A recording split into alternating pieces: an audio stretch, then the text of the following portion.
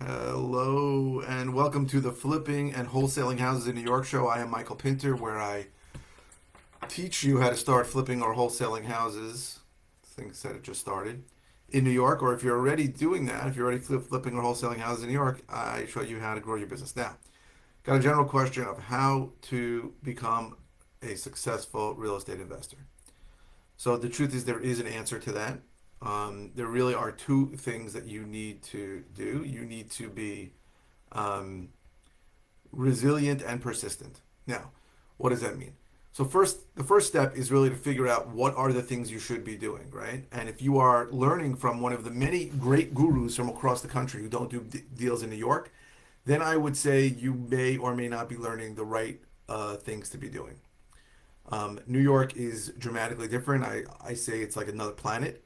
And there are things that have to be done here that if you do them, if there are things that are done in 49 other states that if you do them in New York, you are going to have a problem. So, first of all, you need to learn from, I think, me, because I think I'm the only person teaching how to do this in New York, about what the steps are to get started. Then you need to actually do them consistently and persistently. So, what that means is that when you start doing this business, you're going to be marketing for sellers who are willing to sell at discounts. And you must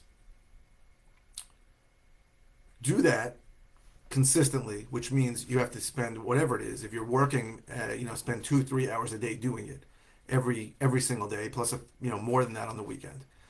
It's not easy to consistently do that because you're going to be told to drop dead, and you're going to be told to go to hell, and you're going to be told all kinds of nasty things.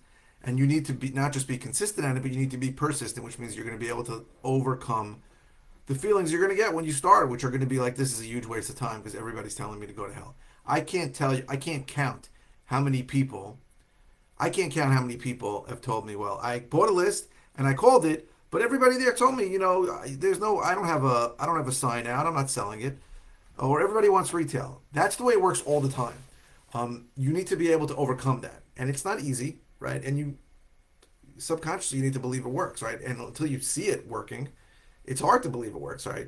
You think you're not cut out for it, or the area you're prospecting is wrong. Thank you, Alfredo, by the way.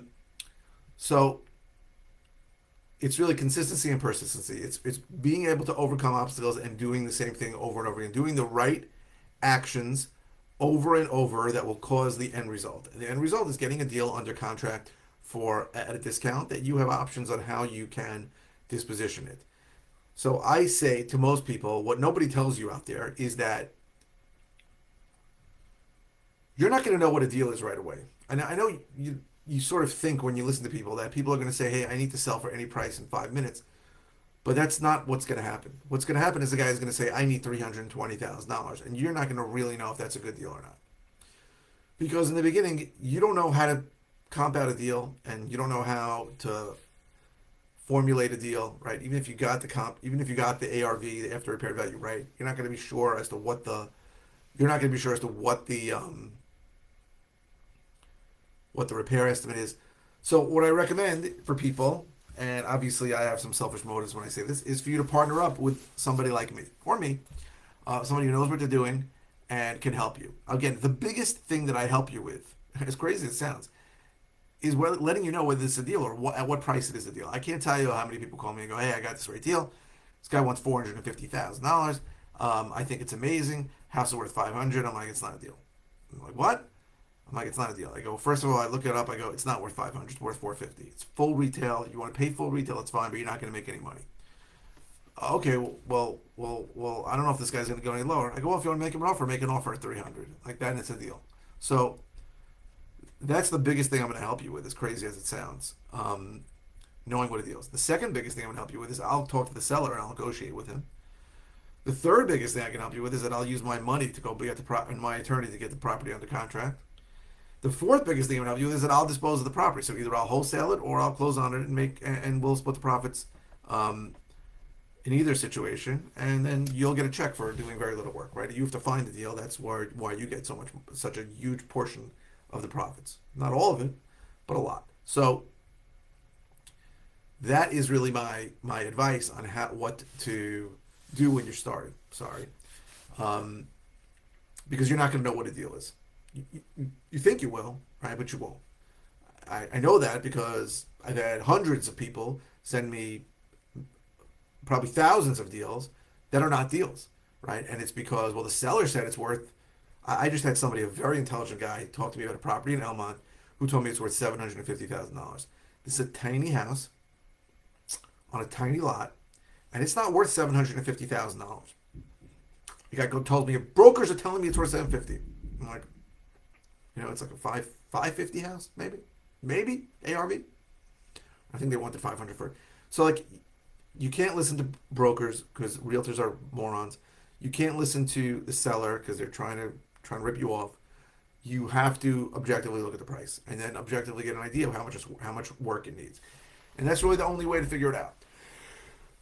So some of the actions that I'm talking about that you're going to need to be consistent with are either calling or texting a seller. So you're going to need to get a list, right? I can help you get a list. You need to skip-trace that list, and I can help you with that too. And then you're going to need to call that list, and it's not going to be fun. I mean, I can't tell you how much not fun it is. It's not going to be what you think it is, right? We think, well, I bought this list, I paid, I don't know, $500 for the list, and I skip-traced it for $800, let's say.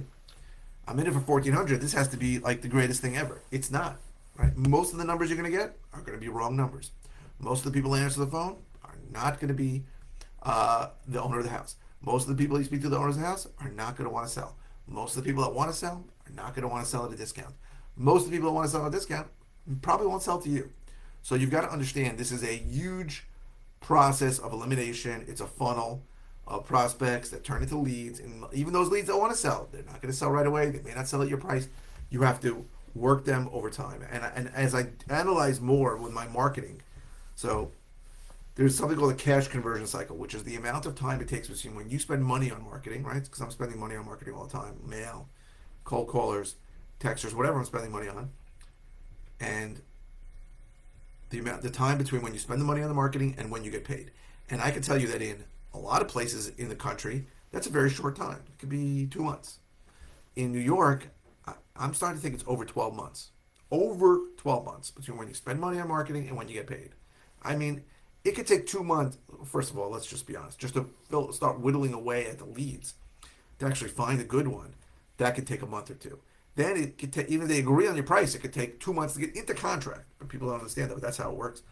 Then you got to dispose the property. So if you're closing on it, and the seller might not be ready to close a lot of times. We all think these sellers are going to want to close right away. Most of them don't want to close right away. They want to close late. I bought more properties from people who needed more time, wanted like an open-ended contract because they didn't know, they didn't have any place to go, for example. Then I bought from people who needed to close really quickly. And people don't understand that, but that's the God's honest truth. So it's important to understand. Interesting. It's important to understand that it's not going to work out the way we all think it will. Where we're going to buy a list, we're going to call people, someone's going to say they want to sell, and we're going to be in contract in a week. It just doesn't work that way, especially in New York. It takes a long time. It's a elimination process, disqualification process almost. You go through people that talk to you, and a lot of them are simply not going to be a prospect, be a real lead. And you've got to go through a lot of them. You got to kiss a lot of frogs to get your prints. So to be a successful real estate investor, if you're doing the way I'm doing it, you have to be consistent and persistent, right? You have to be consistently taking the actions, mostly marketing actions that do that, and so that you can get leads, so you can go on appointments, so you can make offers, so you can get contracts. That is the way it works, and you need to understand that those are your KPIs that you should be measuring: leads, appointments, offers, contracts. And I think that if you keep doing that, you will be successful. But most people start and it's difficult and they give up, and they say it's not for me because they weren't consistent and persistent. They weren't able to overcome the obstacles, or they just didn't really want it enough. That's the truth. So I hope this was helpful. If you're interested in all the ways I can help you, go to howtoflipnewyork.com. If you are interested in finding out about a course I have that teaches how to do what I do, go to howtoflipnewyorkcourse.com. If you are interested in coaching I have, go to coaching.howtoflipnewyork.com. If you're watching on YouTube, please subscribe. Watching on any channel, please click the thumbs up. Thank you for all the likes I've been getting. And please keep the comments coming. I post 5 times a week. I don't always know what to say, so you can ask any question. It doesn't even have to be the video you're watching. I try to answer all comments within 24 hours. Thank you very, very much for watching.